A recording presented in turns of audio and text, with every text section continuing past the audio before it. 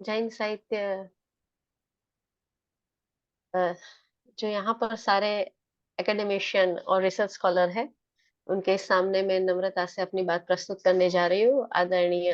कोठारी साहब जी है यहाँ पर दिखाई दे रहे हैं, डॉक्टर धर्मचंद जी जैन दिखाई दे रहे हैं, श्री आलोक जी जैन, नरेंद्र भंडारी जी, सभी को मेरा प्रणाम। और पूर्वी जी और Udayan ji, thank you very much for pushing me for this lecture. बात प्रास्ताविक रूप से ये करना चाहूंगी कि जो मुझे बात करनी है वो कल्पसूत्र के बारे में करनी है। और पिछले कुछ समय से उसके बारे में जो कुछ वासनाएं मेरी हुई है और मैंने जो कुछ कार्य करने का प्रयत्न किया है, उस कार्य से जो कुछ समझ में आया है वो एक वर्किंग पेपर में आपके सामने प्रस्तुत करने जा रही हूँ। बहुत सारी बार हम पर्युषण में ये कल्पसूत्र के वांचन की बात करते हैं, और एक कल्पसूत्र की जब बात आती है तो उसके साथ बहुत सारी कथाएं भी जुड़ी है, उसके भी बात आती है। साहित्य के लिए ऐसा कहा जाता है, आनंदवर्धन जी ने कहा था, भारतीय काव्य शास्त्र के मुनि आनंदवर्धन जी कहते हैं कि साहित्य में कुछ हद तक वास्तविक ना हो और उसमें कुछ कल्पनाएं आ जाए तो उसका स्वीकार करना चाहिए, क्योंकि वो भावक को जुड़ने के लिए आवश्यक होता है।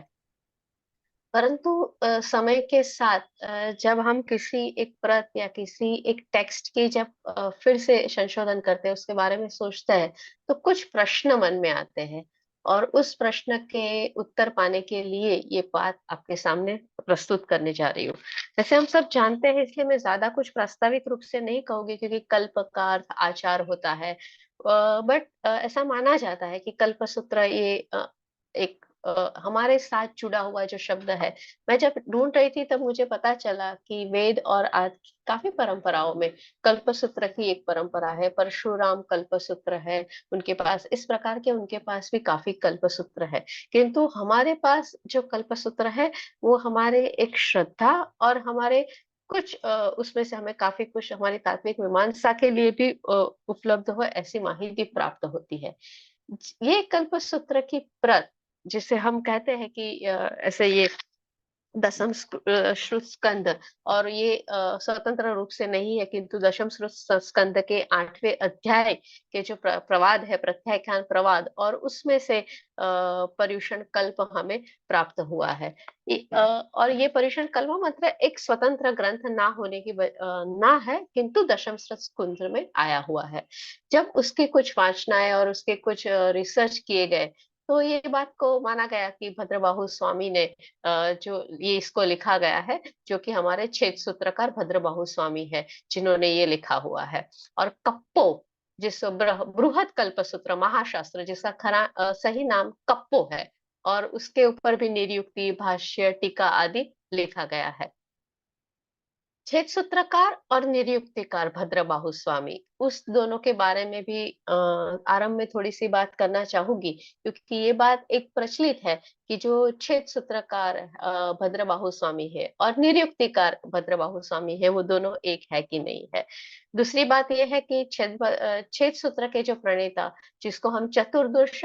पूर्वविद भगवान भद्रबाहु स्वामी कहते हैं, और वो उन्होंने ही कल्पसूत्र की रचना की है, और उसके बारे में हमारे मन में कोई भी शंका नहीं है। छेद सूत्रकार चतुर्दश पूर्वधर, हम उनको स्थविर आर्यभद्र बाहु स्वामी कहते हैं। किंतु उसके साथ जब हम निरुक्तिकार ये शब्द ऐड करते हैं, तो कुछ प्रश्न आने की शुरुआत होती है। उस प्रश्न के बारे में मैं अपने व्याख्यान के सेकंड हिस्से में बात करूंगी। शुरू में मैं जो कल्पसूत्र और उसकी जो स्वरूप है उसकी बात करना चाहूंगी। तो आज हमें जो हमारे सामने प्राप्त है, उसकी जब हम प्रत के थोड़े हिस्ट्री में जाते हैं, तो 13वीं सदी के पहले की कोई भी प्रत हमारे हाथ में फिलहाल आई नहीं है, ऐसा लिखा गया है। खंभात का एक शांतिनाथ जी का एक ताड़पत्रीय भंडार है, प्राचीन ताड़पत्रीय भंडार, वहां से एक प्रत मिलती है, और जिसको हम से सबसे पुरानी, जो कि विक्रम संवत 1247 1237 में लिखी गई थी, और ये सबसे पुरानी समय में लिखी गई है, जिसमें भाषा की दृष्टि से और पाठ की दृष्टि से भी हम देखते हैं तो 14वीं 15वीं सदी की जो प्रत हमें प्राप्त होती है, तो उनमें काफी साम्यता भी हमें मिलती है, बट कहीं कहीं वहां भिन्नता भी मिलती है। उसके बाद और प्राचीन ज्ञान भंडारों में उनकी तपास की गई कि किस प्रकार की मिलती है कि नहीं। तो एक ऐसा पता चला कि जैसलमेर दुर्ग के खरतरगच्छिय जो युग प्रधान प्रवर आचार्य जिनभद्र सूरी प्राचीनतम जैन ज्ञान भंडार में से 10वें शतक के आसपास लिखी गई विशेषावश्यक महाभाष्य प्रति का कोई उल्लेख मिला है, किंतु ये प्रत भी हमारे हाथ में आई नहीं है। तो कल्पसूत्र की मौलिकता और उसकी मौलिक भाषा कैसी होगी उसके बारे में अगर बात करनी है तो वो थोड़ा हमारे लिए डिफिकल्ट विषय है। और इस बारे में सिर्फ बहुत सारे मुनि जी ने इस घासीराम जी महाराज साहब से लेकर विनय चंद्र जी सी महाराज साहब से लेकर और बहुत सारे देवेंद्र मुनि और काफी लोगों ने इस बारे में चर्चा की है कि कल्पसूत्र की मूल भाषा क्या होगी। संपूर्ण रूप से आगम के जिन्होंने पुनरुद्धार के लिए जाने जाते हैं, जैसे पुण्य विजय जी महाराज साहब भी यही कहते हैं कि उनकी मूल भाषा के बारे में हम एक रूपता से तो एग्जैक्टली नहीं कह पाएंगे, लेकिन तू हमारे जो हाथ है वो कुछ अनुमानों से बंधे हुए हैं। साथ में ही हम जब हरमन जैकोबी की प्रस्तावना देखते हैं, अब जानते हैं कि कल्पसूत्र को जब उन्होंने अंग्रेजी में ले गए तो ये हरमन जैकोबी की जो प्रस्तावना है उस प्रस्तावना को भी हम देखते हैं तो हमें पता चलता है उनकी पहली प्रस्तावना 1878 में लिखी गई थी। और उन्होंने उस समय लिखा था कि मैं इस प्रस्तावना को इंग्लिश में लिख रहा हूँ ताकि भारत के बाहर के भी स्कॉलरों को इसके बारे में पता चले। किंतु साथ में उन्होंने ये बात लिखी है कि कल्पसूत्र के ऑथर जिसको हम ट्रेडिशनली ऑथर कहते हैं, अगर मुझे ऐसा कहना हो किसको कहूँ तो मेरे मन में कुछ शंकाएं अभी भी है, क्योंकि बहुत सारी प्रतों के आधार पे इस पर काम हुआ किया गया है, किंतु ये मूल रूप से जैन सिद्धांत और प्रभु महावीर की वाणी से जुड़ी हुई बात है, ऐसा उन्होंने अपनी प्रस्तावना में लिखा हुआ है। साथ में वो लोग एक बात और भी कहते हैं जो हमारे यहाँ जो उसके संवत या फिर विक्रम संवत और बाकी सब जो प्रश्न है उसके बारे में भी उन्होंने काफी कोशिश की है। नहीं नहीं तो 3 से 4 पेज तक हरमन जैकोबी इसके बारे में हम लोग किस तरह से सोच सकते हैं, एवी और एडी के बारे में किस तरह से सोच सकते हैं और किस तरह से हमें कंटेम्प्ररी सोचना चाहिए उसके बारे में बात करेंगे, किंतु फिलहाल उस विषय को यहाँ टच करने का मेरा कोई आशय नहीं है। किंतु थोड़े समय पहले करीब 100-150 साल पहले जर्मन विद्वान डॉक्टर एल आल्सडॉर्फ ने एक बार जैसलमेर आए हुए थे और उन्होंने पुण्य विजय जी महाराज साहब से कुछ बात की थी जो बात को अंकित किया गया था बाद में पुस्तक पे। तो उन्होंने कहा था कि कल्पसूत्र के कुछ हिस्से के बारे में पुनः विचारणा करनी आवश्यक है और खास करके दो चीज पुनः विचारणा रूप में जानी चाहिए। एक तो उसकी भाषा और मौलिक पाठ के बारे में हम फिलहाल अगर ना भी सोचे तो भी उसमें जो कुछ स्टोरी है वो स्टोरी के बारे में वापस सोचना चाहिए, ऐसा उनका मानना था। तीसरी चीज शब्द के बारे में भी है कि मूल पाठ में कई बार क्या होता है कि य का पाठ होता है, तित्थय हम कहते हैं। जब प्राकृत की बात आती है और भरत मुनि ने ऐसा लिखा था कहीं पर और उसके बाद बाकी के भी लोगों ने कहा था कि उस समय य का इतना चलन नहीं था, तो जहां जहां अ था वहां वहां वो अ हो गया है। और जब पाठ भेद हुआ, जब पाठ लिखे गए प्रत के आधार पे, तो कई बार पाठ लेखकों ने उसको अ रखा और कई बार यह लगाया, तो उसकी वजह से भी ये पाठ भेद हुआ है और उसकी वजह से बहुत कम रूप में पर कहीं कहीं उसके अर्थ भेद का भी प्रश्न हमें हमारे सामने आया हुआ है। सबसे बड़ी बात जो उसमें आती है कि प्राकृत भाषा में संति कंति भंति ऐसे जो प्रयोग होते हैं जो परस वर्ण के रूप में जाने जाते हैं। अब न व्यंजन आप देख सकते हैं यहाँ का संति, बट उस समय प्राकृत में न व्यंजन का स्वीकार नहीं था, तो फिर ये शब्द कहाँ आए? तो वापस हमें उस समय प्रत में जाना पड़ता है जो हाथ पोथी है कि ये न आया कहाँ से। तो माना जा रहा है कि न अणा की बदला उन्होंने न का प्रयोग कर दिया था, जैसे कि भरत मुनि ने नाट्य शास्त्र में प्राकृत के कुछ नियम दिए थे तो उस समय उन्होंने कहा था कि जो अ है वो य के रूप में आ गया है, वैसे ही ण जो है वो न के रूप में आ गया है। तो जब भी संशोधन होता है तो ये बहुत ही बारीक लगती है, ऐसी चीजों के प्रति ध्यान देना थोड़ा आवश्यक है। अब सबसे बड़ी बात जब कल्पसूत्र की आती है और आज जब वो ग्रंथ परीक्षण के दरमियान पढ़ा जाता है या उसकी बात होती है तो कई बार हम देखते हैं कि एक वराह मिहिर की बात आती है और जिसको और भद्रबाहु स्वामी की एक बात वहां पर आती है। थोड़ा सा यहाँ पर हम विस्तार से बात करेंगे, क्योंकि ये बहुत ही महत्वपूर्ण बात हो रही है कि वराहमिहिर के जो उल्लेख आता है और उसके साथ के उनके भाई भद्रबाहु, जिनको हम ज्योतिषज्ञ मानते हैं और जिनको ज्योतिष में जिनका बहुत ही अच्छा था, और वो पूरी स्टोरी आती है, जिन्होंने उषोधर्म स्तोत्र की रचना की। अब ये भद्रबाहु और जिन्होंने उषोग्रम सत्र की रचना की वो भद्रबाहु, क्या दोनों एक है? कई बार ऐसा हुआ है कि लोगों ने अपनी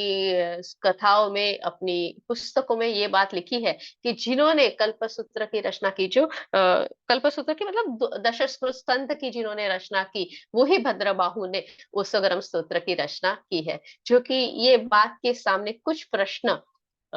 है। ये प्रश्न इसलिए है क्योंकि हम देखते हैं तो उषोधर्म स्तोत्र की जब बात आती है तो उपसर्ग हरनारा स्तोत्र जो है, तो उपसर्ग हरनारा ये स्तोत्र, और जिसकी रचना छठी सदी में होती है। और ये छठी सदी में जब उसकी रचना हुई है, तो आपको, और जबकि दशस्कृत स्कंद की रचना उससे पहले हो गई है। प्राचीन विद्वानों ने छेद सूत्र, निर्युक्ति, भद्रबाहु संहिता और उपसर्ग हर स्तोत्र, उपसर्ग स्तोत्र,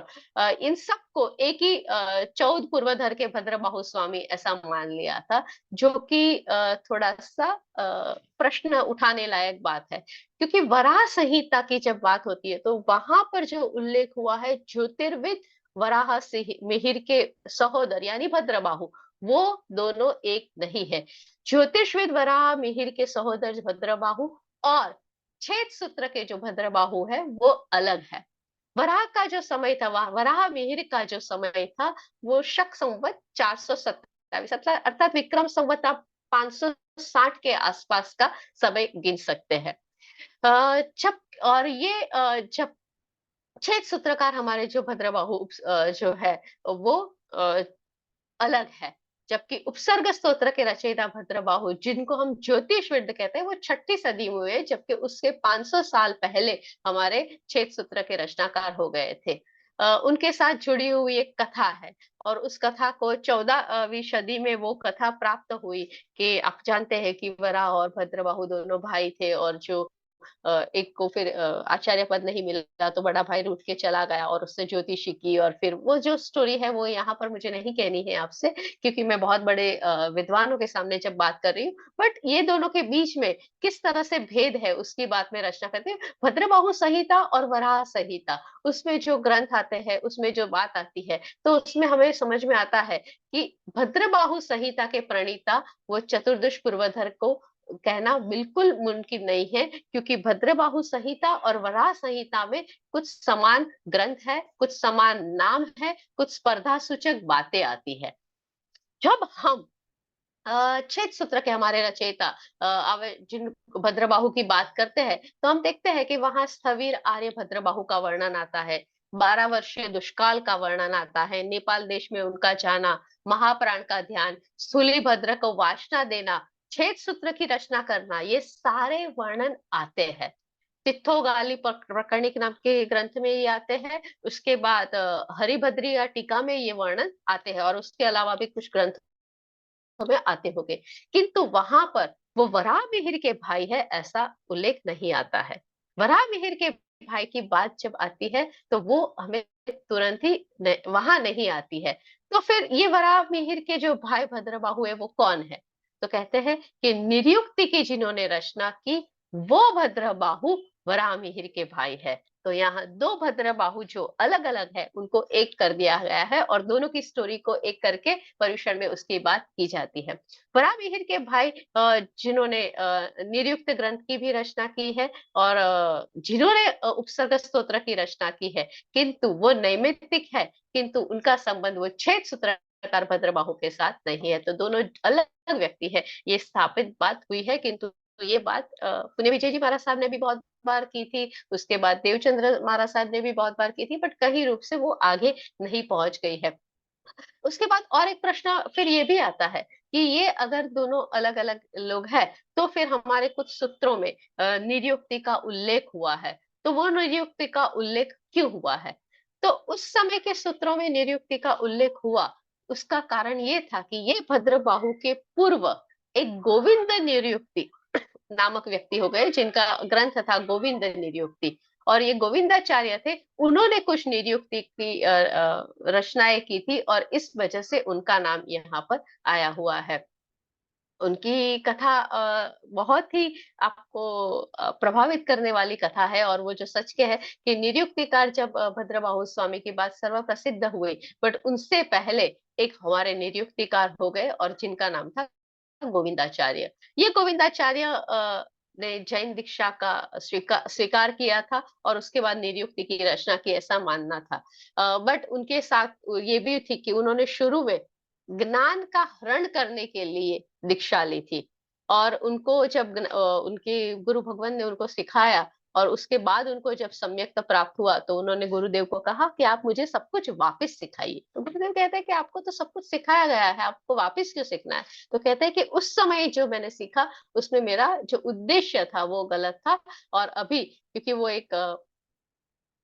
ऐसा उल्लेख किया गया है कि वो एक बौद्ध भिक्षु भिक्षु थे, और वो 18 बार वाद विवाद में हार गए थे, और कि उनको लगा कि जब तक मैं सिद्धांत का रहस्य नहीं जान पाऊंगा, तब तक उनको जीत नहीं पाऊंगा। और ज्ञान की चोरी करने के लिए वो दीक्षा उन्होंने ली, और सामायिक सूत्र के अभ्यास करते करते उनको शुद्ध सम्यक तो प्राप्त हुआ, और गुरु ने कहा कि मुझे व्रत का स्वीकार करवाइए, और फिर गुरु उनको अपना आशय वो व्यक्त करते हैं, और गुरु वापस उनको सिखाते हैं। तो ये गोविंदाचार्य ने हमारे पास निरुक्ति की रचना की थी, जिनको गोविंद निरुक्ति ऐसा कहा जाता था। लेकिन ये गोविंद निरुक्ति भद्रबाहु जो निरुक्तिकार थे, जो 6वीं सदी में हुए, जो बरा के भाई थे, उनसे पूर्वे हुए, इसलिए निरुक्ति का उल्लेख हुआ था, और इसलिए लोगों ने मान लिया कि निरुक्ति का उल्लेख तो हमारे जो 6 सूत्र के रचयिता थे वही भद्रबाहु ने किया था, किंतु ये दोनों चीज अलग है।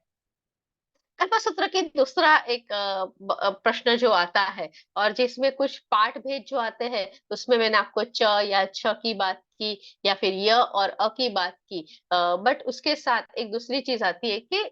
उसमें जो सूत्रांक है, उसकी बात जब हम करते हैं, तो कई बार आते हैं कि कुछ शब्द 2 बार आने लगते हैं, और जब कोई शब्द 2 बार आने लगते हैं, तो पाठ जिन्होंने लिखा, तो उन्होंने वहां पर 2 लिख दिया, और 2 लिखने की वजह से कई बार उसका र की तरह भी उसका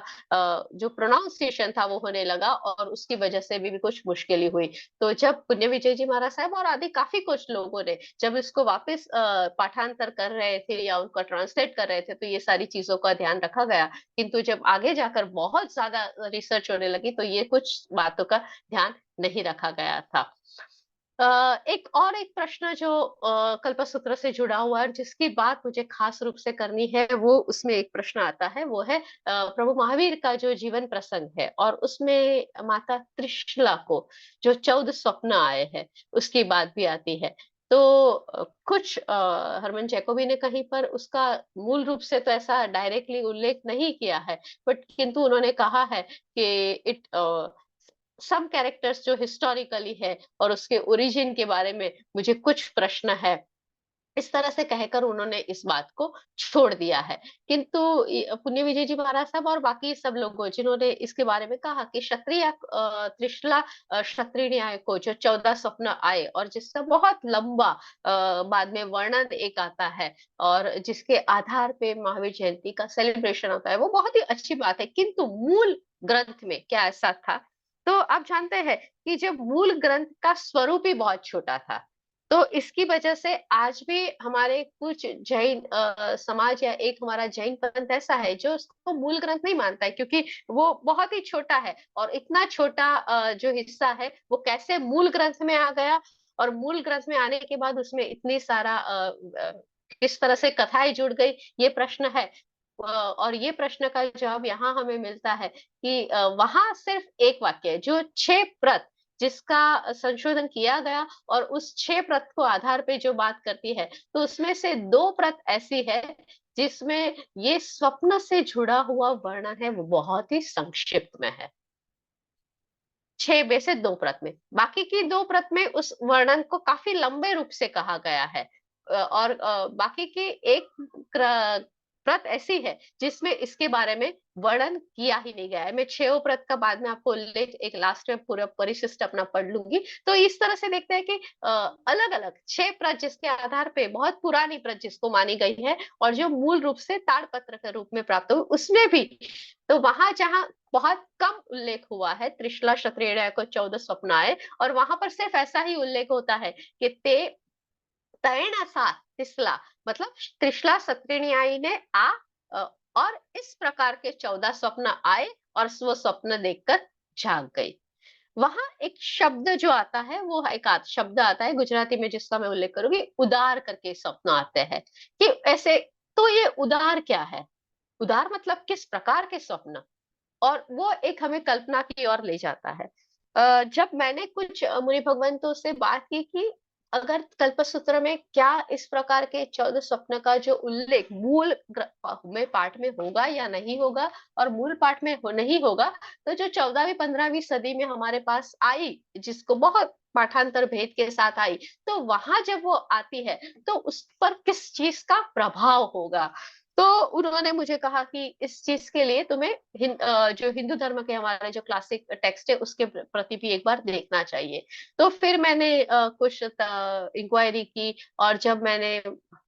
रामायण में क्या राम के जन्म के समय उनकी माता को इसी प्रकार के स्वप्न आए थे या नहीं आए थे वो देखने की कोशिश की, जो प्रत मुझे प्राप्त हुई उसमें तो ऐसा उनको भी स्वप्न आए हैं, किंतु ये स्वप्न और ये स्वप्न अलग है। तो फिर ये जो मूल कल्पना है 14 स्वप्न की वो कहाँ से आई, किस रूप से ये प्रतीक आए, वो अभी भी एक ढूंढना बाकी है थोड़ा सा। किंतु रामायण की कुछ प्रत में उसका हिस्सा ऐसा नहीं मिला है। कुछ ऐसी रामायण की जो लोकप्रिय रामायण है उसमें जो स्वप्न मिले हैं उसमें कुछ स्वप्न समान रूप में है और कुछ स्वप्न समान रूप में नहीं है। उसके बाद कुछ ऐसे आता है कि जो इंद्र ने अ, इंद्र की उल्लेख आता है, फिर गर्भहरण का उल्लेख आता है, और उस गर्भहरण के उल्लेख के लिए भी एक ऐसा ग्रंथ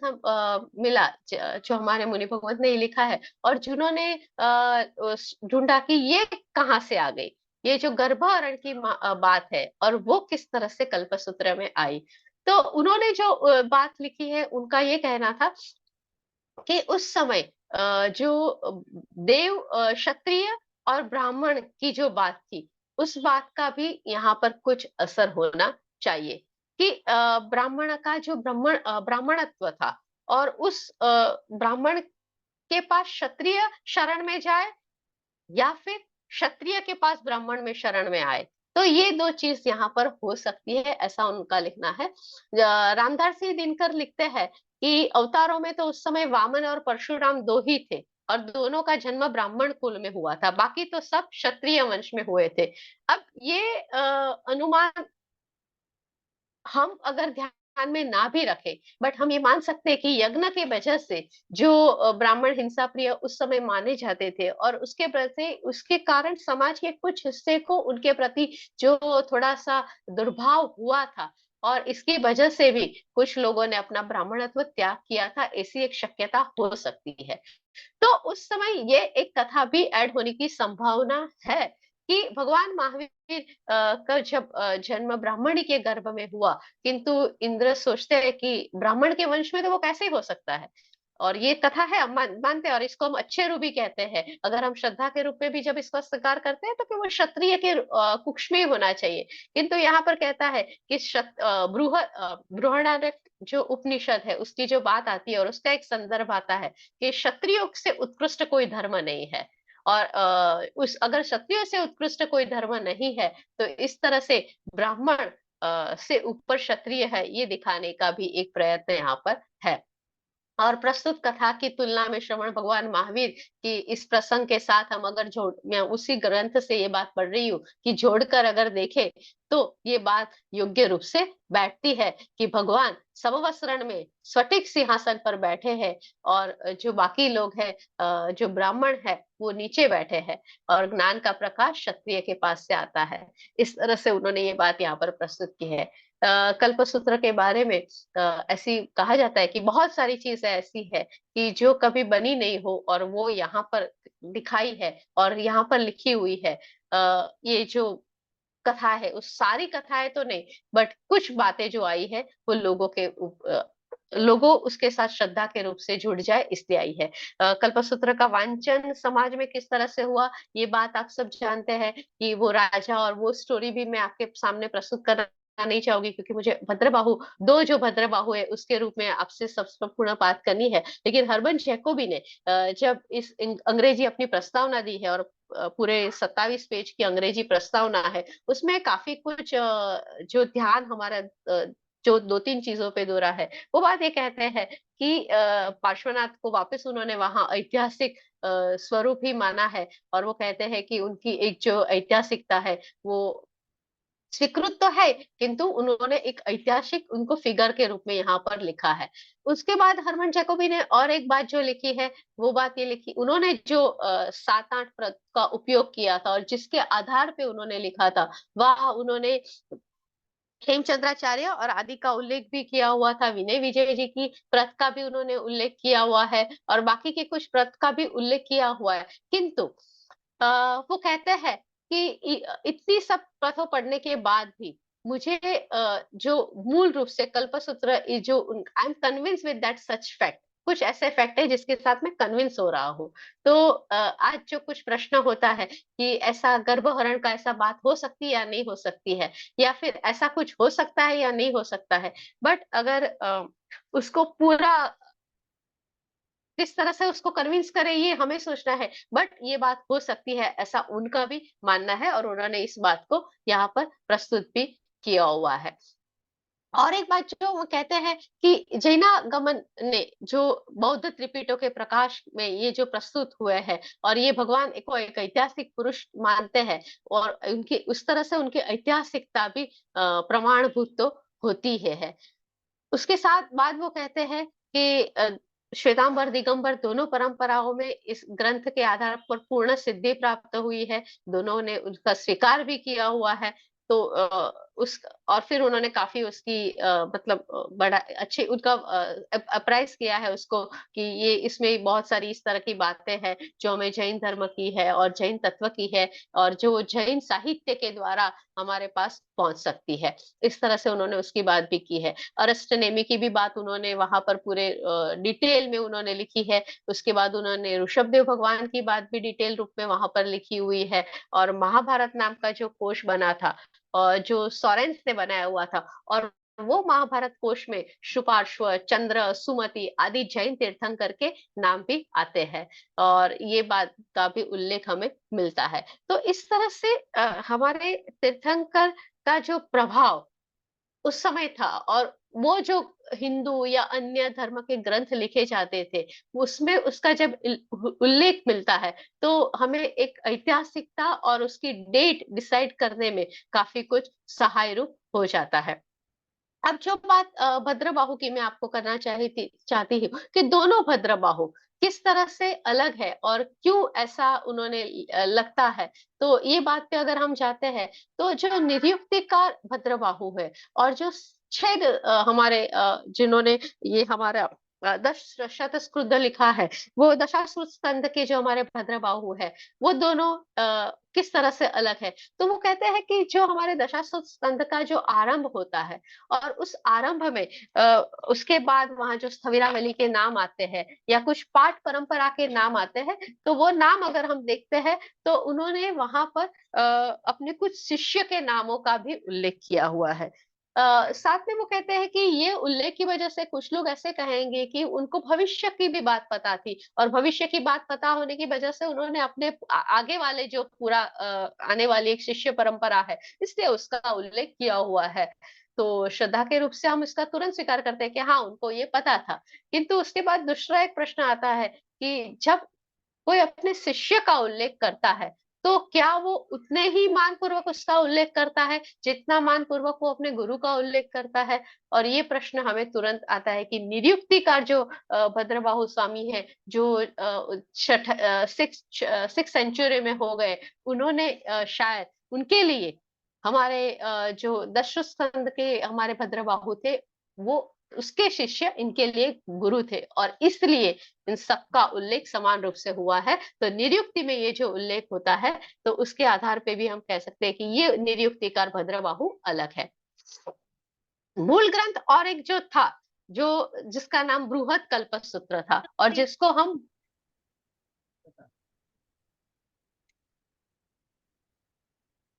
Can you please repeat what you said just now about the difference between the two Bhadrabahus? Okay, sorry मैंने चैट बॉक्स में नहीं पढ़ा, वापस बोलो। Can you please dictate the difference between both the Bhadrabahus you said just right now yes, of the Nityuktika and the Umsaka Rachayita? निरुक्तिकार जो भद्रबाहु स्वामी है और जो हमारे जिनको हम हमारे चतुर्दश कहते हैं, जो कि हमारे दश स्कंद के जो भद्रबाहु स्वामी हैं, वो दोनों किस तरह से अलग है उसकी हम यहाँ पर बात कर रहे हैं। निरुक्तिकार भद्रबाहु स्वामी जो 6ठी शताब्दी में हुए, उन्होंने जब कल्पसूत्र के बारे में लिखा है तो वहां पर उन्होंने जो कुछ आचार्य है जो परंपरा में हुए उनको जिस तरह से उल्लेख किया है, अगर ये दोनों भद्रबाहु सेम थे, जो दशस्कंध के भद्रबाहु और निरुक्तिकार भद्रबाहु, मैं छेद सूत्र और निरुक्तिकार ऐसा हमारे आसानी के लिए ऐसे कहूंगी। तो छेद सूत्र के रचयिता जो भद्रबाहु स्वामी है, उन्होंने अगर इसी तरह परंपरा में उल्लेख किया हुआ है तो उन्होंने कुछ अपने शिष्यों के नाम का भी उल्लेख किया हुआ है। कुछ विद्वान ऐसा कहते हैं कि भद्रबाहु स्वामी को भविष्य का भी पता था और इसलिए उन्होंने अपने शिष्यों का नाम भी उल्लेख किया हुआ है।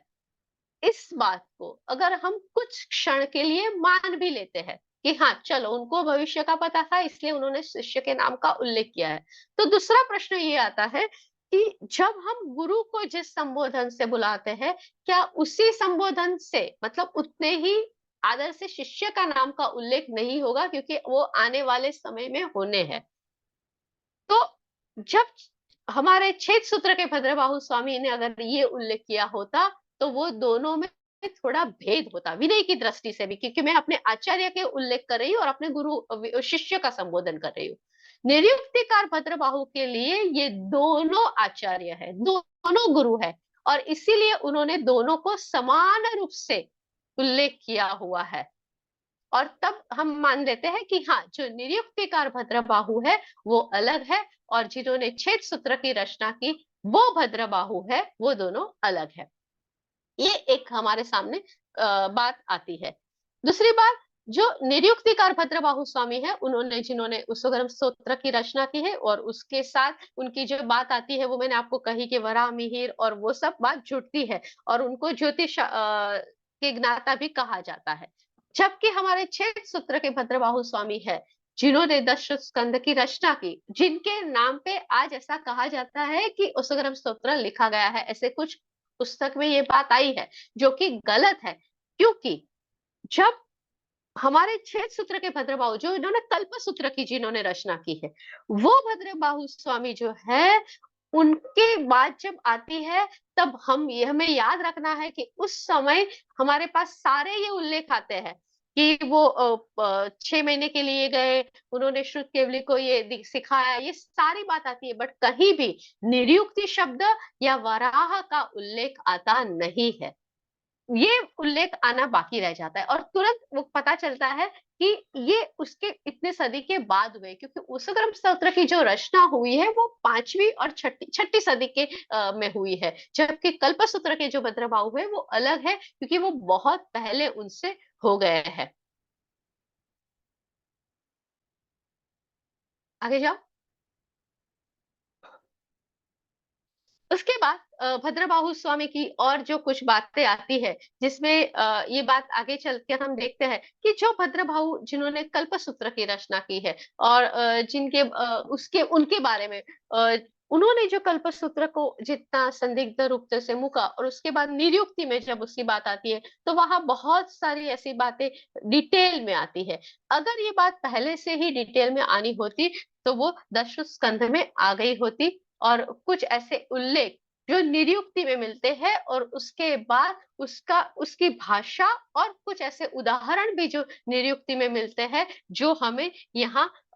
दस्यु स्कंध में या कल्पसूत्र में प्राप्त नहीं हुए हैं। और उसके आधार में भी हम कह सकते हैं ये दोनों भद्रबाहु जो स्वामी थे वो अलग अलग थे और उनका समय भी अलग अलग था।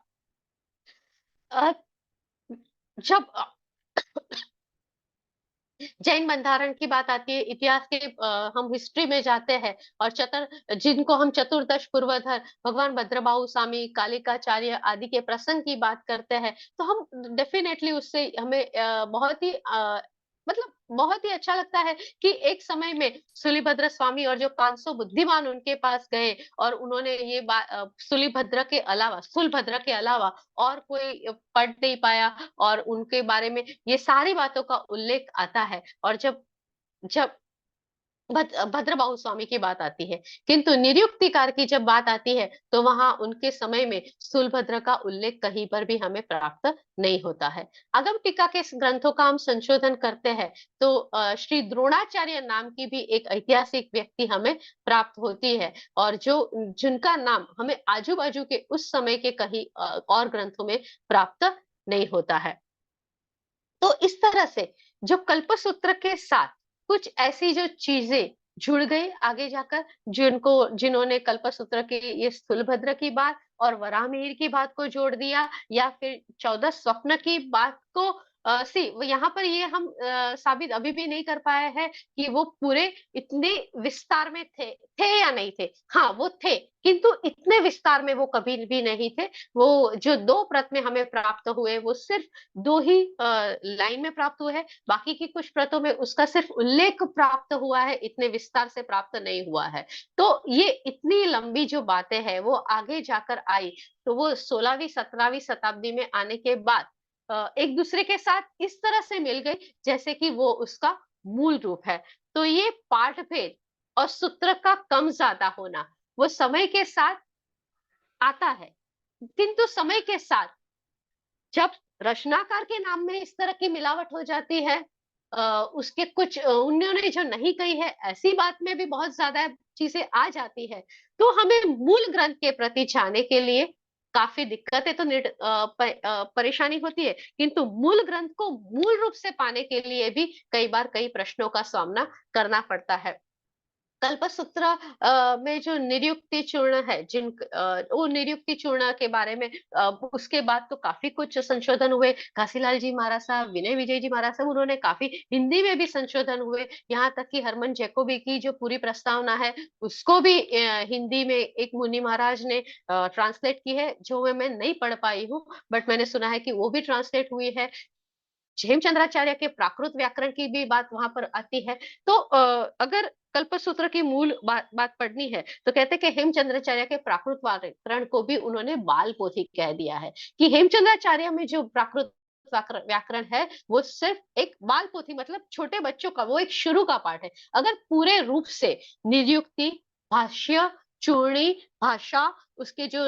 पाठ भेद हुए, य ल च ण जो भेद हुए हैं, अगर उसको पूरे रूप से पढ़ना है, साथ में उसमें कुछ जो व्याकरण की जो बात है उसको भी अगर पूरे रूप से पढ़ना है, तो हमें वो प्राकृत को और ज्यादा और अच्छी तरह पढ़ना होगा। प्राकृत व्याकरण के कुछ प्रयोग और कुछ सूत्र, ये बात कल्पसूत्र से जुड़ी हुई नहीं है, फिर भी यहाँ मैं कहती हूँ, क्योंकि जब हेमचंद्राचार्य की बात आती है और जब हम सिद्ध हेम शब्दानुशासन की बात क्लास में करते हैं, तो उसमें जो कुछ उदाहरण है या फिर कुछ ऐसे सूत्र है जो हेमचंद्राचार्य के व्याकरण में नहीं थे, तो वो किस तरह से मिश्रित हो गए और किस तरह से वो उस समय नहीं होने के बाद आज के कुछ ग्रंथों में आ गए हैं, वो थोड़ा ढूंढना बहुत ही आवश्यक इस समय पे हो गए हैं। टिप्पणकार आचार्य पृथ्वी चंद्र सूरी महाराज साहब ने भी काफी कुछ इस बारे में कहा है, किंतु उस विषय में मेरा ज्यादा अभ्यास नहीं है, इसलिए मैं कुछ नहीं कहूंगी, किंतु उन्होंने भी कई भ्रामक पाठों का विरोध किया है और उन्होंने कहा है कि 14वीं सदी में जो कुछ आई वो चूर्णीकार की कुछ कृति को उन्होंने स्वीकृत नहीं किया है। तो बृहत कल्पसूत्र कल्पसूत्र, बृहद कल्पसूत्र तो बहुत ही बड़े ग्रंथ है। उसके बाद की जो बात है कल्पसूत्र की, और उसके साथ जुड़े हुए जो रचनाएं हैं, उसके जो रचनाकार की बात है और उससे जुड़ी हुई कुछ बातें हैं, उसको फिर से पढ़ने के लिए हमें वो जो मूल पाठ है, उस मूल पाठ को वापस पढ़ना होगा। उस मूल पाठ के पास जाना बहुत ही आवश्यक है। मैंने आरंभ में आपको कहा था कि मैं जो 7-8 प्रत जिसके बारे आधार पे ये बात हुई है और जहाँ कुछ वो प्राप्त हो रही है, उसकी बात भी यहाँ पर करूँ, थोड़ा सा उसका उल्लेख कर देती हूँ कि अहमदाबाद की उजमबाई की धर्मशाला में एक मुक्ति विजय जी महाराज साहब की पत्रे है। वहां से शांतिनाथ देरासर की जो ज्ञान भंडार की खंभात की प्रत है, ये सारी कार्य पुण्य विजय जी महाराज साहब ने बहुत ही विस्तार से किए हुए हैं और उनके आधार पे बहुत सारी बातें हुई है। फिर एक प्रत उनके खुद के पास भी थी, तो वहां से भी उनको प्राप्त हुई है। उनको 3 प्रत वहां से प्राप्त हुई थी खंभात से, और उन्होंने उन तीनों प्रतों का भी उल्लेख किया हुआ था। एक प्रत उनको जैसलमेर से भी प्राप्त हुई थी और एक प्रत उनको साराभाई मणिलाल नवाब से प्राप्त हुई थी। और उस समय जो 1297 1297 की सबसे पुरानी प्रत है, ऐसा उस समय का माना जाना है कि उससे पुरानी प्रत हमारे पास फिलहाल उपलब्ध नहीं है, ऐसा भी ऐसा कहा जाता है। कल्पसूत्र के कुछ चित्र जो आगे जाकर आए हैं, किंतु वहां पर एक बात ये भी है, और उसके बारे में महाराष्ट्र ने तो एक बहुत ही विस्तृत लेख भी लिखा हुआ है, और उसके बारे में काफी कुछ संशोधन भी हुए कि क्या उस समय भी उस समय मतलब जब ताड़पत्री लिखी गई थी, तो हाँ, ताड़पत्री जो थी उस ताड़पत्री में पेंसिल से ड्रॉ किए हुए कुछ चित्र है। और वो पालीताना के किसी उस समय के एक बड़े श्रावक थे, उनके पास उस समय वो था, जिन्होंने बाद में उसको अहमदाबाद दिया था अभ्यास के लिए। और मेरे ख्याल से, मैं भूल ना करती हूँ, तो मेरे ख्याल से वो फिलहाल एलडी में है, और पेंसिल से ड्रॉ किए हुए कुछ चित्र उस वहां पर प्राप्त हो रहे हैं, और जो आगे जाकर हमें उपयोगी भी हुए हैं। वो चित्र में खास करके माता त्रिशला को स्वप्न के चित्र, या फिर हरिण्यगमित जो देव है, जो गर्भहरण की घटना है, ऐसे कुछ जाने माने जो बात है, उसके ही चित्र खास करके आते हैं। उसके बाद एक शब्द जो है देवानुप्रिय,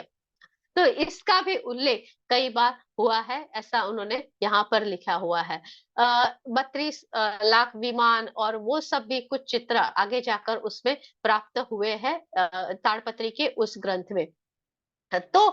करीब 22 से 24 ऐसे चित्र जो पुरानी प्रत थी उसमें प्राप्त हुए हैं।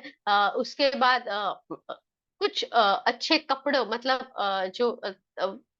दीक्षा होती है, तो उस समय किस तरह से सवारे जाए हुए, ऐसे भी कुछ चित्र वहां पर प्राप्त हुए हैं। तो ये सारी चीजों से लगता है कि जो ताड़पत्री जो बनी हुई होगी उस समय, वो कथाएं थोड़ी बहुत प्रचलित होगी, और 14वीं 15वीं 16वीं सदी में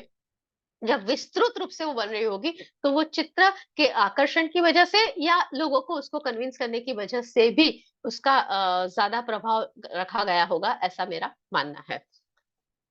अ, बस यही कुछ बात मुझे आपके सामने प्रस्तुत करनी थी। किसी भी एक ग्रंथ के पास जब उसके मूल रूप और उसका वर्तमान स्वरूप, ये दो चीज की जब कंपेयर होते हैं, तो डेफिनेटली समय के साथ कुछ बदलाव तो होते ही है, और वो अपेक्षित भी है। किंतु कुछ ऐसे बदलाव हो जाते हैं जो संपूर्ण रूप से ग्रंथ को हमें नए तरीके से देखने के लिए ले जाते हैं, और उसकी वजह से मूल जो बात होती है वो कहीं कई बार छूट जाती है। तो साहित्य का, खास करके जैन साहित्य का जब अभ्यास करते हैं, तो ऐसे काफी चैलेंजेस आती है कि वो जो चैलेंजेस कई बार हमारी तर्क में नहीं बैठती है, और उसके तर्क ढूंढने के लिए वो प्रत के पास जाना होता है, जो प्रत में भी कुछ हमें प्राप्त नहीं होता है, और प्रत भी इजीली प्राप्त नहीं होती है। तो ये सारे प्रश्नों के बावजूद एक कहते हैं कि विवरण और जो ज्यादातर है उसको बेस्ट करके लिया जाए, तो ऐसा करके मैंने ये वराहमिहिर का उदाहरण स्वीकृत कर लिया था कि हाँ, ये उसूग्रम स्तोत्र के ही हमारे भद्रबाहु और कल्पसूत्र के ही भद्रबाहु दोनों सेम है। और धीरे धीरे पता चला कि ये दोनों चीज अलग है, किंतु आज वो इस रूप से दृढ़ हो चुकी है कि अगर उसको अलग कहा जाए तो भी गलत माना जाएगा, ऐसा कई बार हुआ है। अ, बस इस के साथ मैं अपनी बात यहाँ समाप्त करना चाहूंगी। मैं मानती हूँ कि मेरी ये बात से आपको एक नई बात या नई दृष्टि या एक नई तरीके से हम सोच सके, ऐसा मुझे लगता है।